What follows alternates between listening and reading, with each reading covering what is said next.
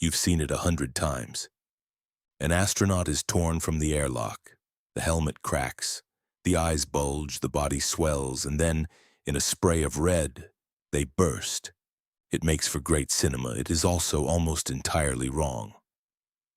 The truth about what happens to your body in the vacuum of space is stranger than any movie, quieter, and in some ways, far more disturbing. So what would you actually see in the last seconds if you opened your eyes out there with no suit at all? Let's start with the myths because you're carrying 3 of them right now. You will not explode. Your skin is tougher than you think and it holds you together like a sealed bag. The pressure difference between your insides and the empty void is real. But it's only about 1 atmosphere, roughly what a scuba diver feels 10 meters underwater. Uncomfortable, not explosive. You will not freeze solid in an instant either. This one feels true because space is cold. But cold needs something to carry heat away. Air, water, contact. The vacuum has none of that. It is almost a perfect insulator. Your body heat can only leave by slowly radiating outward, the way a thermos keeps coffee warm. You would lose consciousness long before you ever felt frozen. If anything, in direct sunlight, you would begin to overheat, and your blood will not boil. The walls of your veins and your beating heart keep it under enough pressure to stay liquid. But here, the truth turns its corner. The moisture that isn't sealed inside you, the saliva on your tongue, the film of tears across your eyes, that moisture is exposed to nothing. And in a vacuum with no pressure holding it down, it begins to bubble and turn to vapor. We know this because it happened to a man. In 1965, a NASA technician named Jim LeBlanc was testing a spacesuit inside a vacuum chamber in Houston. A hose failed. In seconds, his suit lost its pressure and LeBlanc was suddenly exposed to a near-perfect vacuum. He did not burst. He did not freeze. The last thing he remembered before he blacked out was the feeling of the saliva on his tongue starting to boil. He was repressurized within half a minute. He survived, fully, with no lasting harm. He had stood for a moment in the same emptiness that fills the space between the planets. So picture it now. You are out there, eyes open. What do you see? The first thing is the sky. It is black.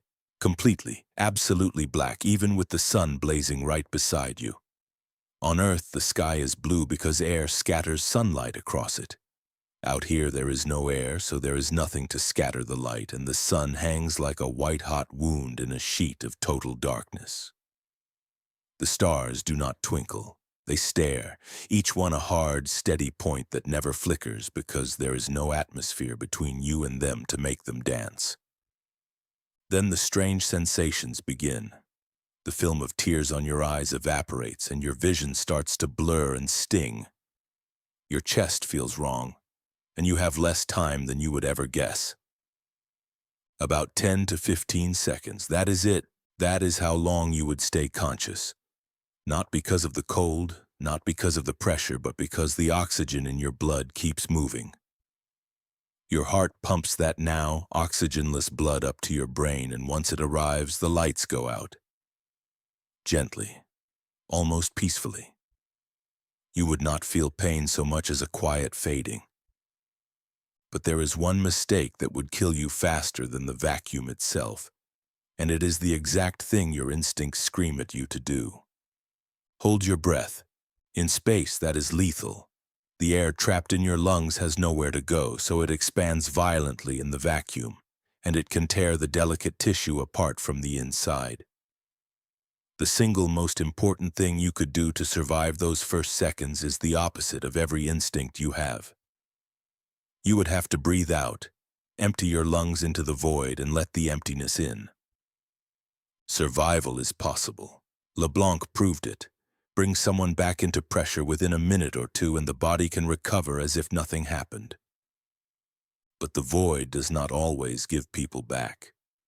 In 1971, 3 Soviet cosmonauts, Georgy Dobrovolsky, Vladislav Volkov, and Viktor Patsayev, were returning to Earth aboard Soyuz 11. A small valve in their capsule opened too early and the cabin's air bled out into space. They had no suits. By the time the capsule landed, all three were gone. They remain the only human beings known to have died in the vacuum of space. Their craft came home perfectly intact. The men inside simply looked asleep. Here's the part that is hard to shake. You spend your entire life at the bottom of an ocean, not of water but of air. A blanket of atmosphere 100 kilometers deep presses down on you every second, and you have never once felt its weight, because your whole body is built around it. Every cell you have is tuned to that single thin layer of gas. More than 3 centuries ago, a scientist named Robert Boyle placed small animals inside a pump and drew the air away, and watched what the absence of that blanket did to a living thing. The answer has not changed since. The vacuum does not tear you apart. It does not freeze you in a flash. It simply takes away the one thing you never knew you were standing on. So the next time a movie shows you an astronaut exploding in the dark, you will know the truth is stranger and far more silent.